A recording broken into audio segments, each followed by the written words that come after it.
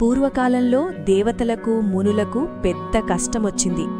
మహిషి అనే అహంకార రాక్షసి లోకాన్ని పీడించసాగింది. ఆమెకు ఒక వరం ఉండేది. శివుడు విష్ణువుల సంతానం తప్ప మరెవ్వరూ నన్ను జయించలేరు అని. దేవతలంతా కలవరపడ్డారు. అప్పుడు వారు శివుణ్ణి ఆశ్రయించారు. లోకరక్షణ కోసం శివుడు విష్ణువు కలిసి ఒక మహాలీల చెయ్యాలని నిర్ణయించారు.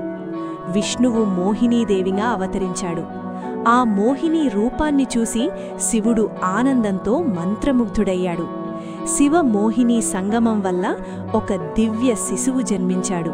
అదే ధర్మశాస్త. తరువాత అయ్యప్ప స్వామిగా ప్రసిద్ధి చెందాడు. ఆ దివ్య శిశువును శివుడు శబరిపర్వత ప్రాంతంలో వదిలివేశాడు. ఆ సమయంలో పందలరాజు రాజశేఖరుడు సంతానం లేక బాధపడుతూ అడవిలో వేటకు వచ్చాడు. అక్కడ బంగారు కంఠహారం ధరించిన శిశువును చూసి దివ్యకాంతి వెలుగుతుండటాన్ని గమనించాడు. రాజుకు అర్థమైంది, ఇది సాధారణ శిశువు కాదు.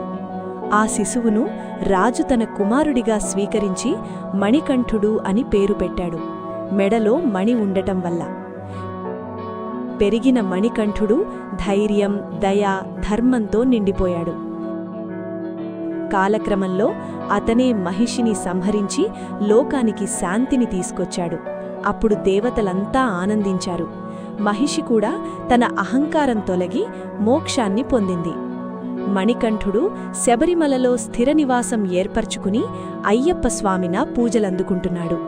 అయ్యప్ప స్వామి చెప్పిన ముఖ్య బోధ: స్వామియే శరణం అయ్యప్ప. అందరూ సమానమే, ధర్మమే ముఖ్యము.